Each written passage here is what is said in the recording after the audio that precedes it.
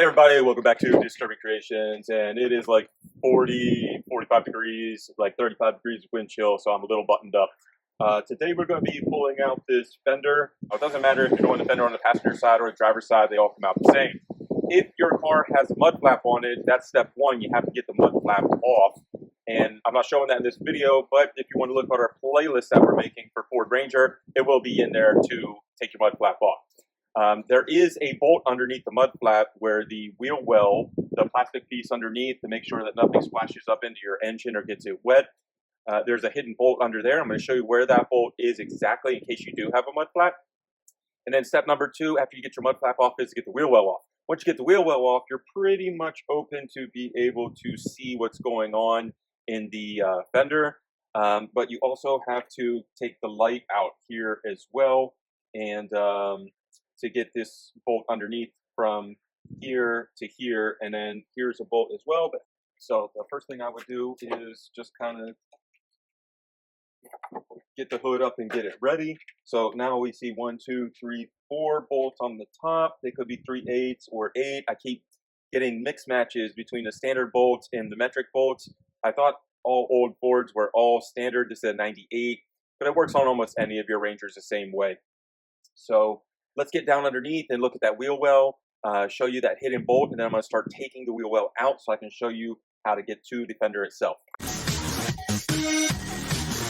Now, right under here, as you can see, there's still some dirt and some stuff. There was a piece that goes down here. It's called a mud flap. We had to take that out because it was hiding a bolt under here. So we have to release this bolt to get this plastic out so we can get the fender out. So there's one here. If you just ride your hand up along, like, you know, there's one here.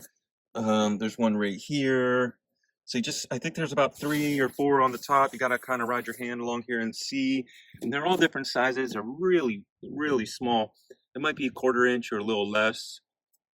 And then there's going to be some on the inside as well. So like, here's a little piece of rubber, but you don't have to take this extra rubber off because it's connected to the wheel well itself. Here's a bolt right here. So there's one. There might be some more underneath in the front.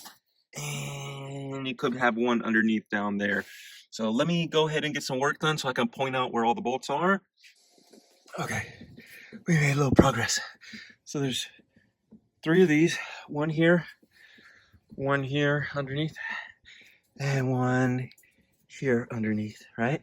Then we had an 8 right here, and right here, and then right there next to it. And there's an 8 right here in the front underneath. And then there's right here is one of those pull things. So I gotta yank this out as well. And then we should be pretty much ready to go to get the wheel well out.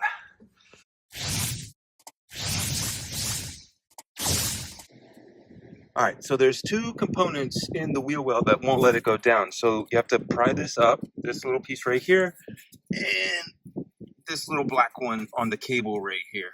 And you just pry it up with a little screwdriver or something, it'll pop right out. And this one as well, boop, it'll pop right out. And then that's not holding the wheel well, it's not holding the wheel well anymore. So now that we have those out, I don't see anything else holding the wheel well on top. So we're going to try to get down there and pull it from the bottom now. Okay, so I just took the 4/8 out on top, right? And then we took these 2/8 out in the front. Now there is a bolt here, right? That connects to this long arm piece. But you don't have to take the bumper off to get to that bolt because you can just take it off right here and it'll dislodge. And then you can take that piece of frame off if you want to save that and put it back on. I would put it on your new fender and then lock it in so you don't have to take the bumper off to get to that. And then there's one little other thing. So when you are pulling this out, you see even though the bolts are gone, there's this little nipple that sticks in there and there's one on the bottom. You have to literally pull that and then lift the fender up. Or just because it's disconnected, you don't know. You have to look, you know what I mean? You pull that off and then slide the fender up.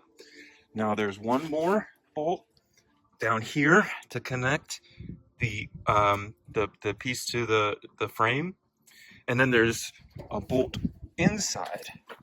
So there's a sneaky hidden one inside, and it's going to be right See if I can focus in here. Right there, and that should be an 8 as well. And then those are the last two bolts, that top bolt and that bottom bolt, and then the fender should walk right off.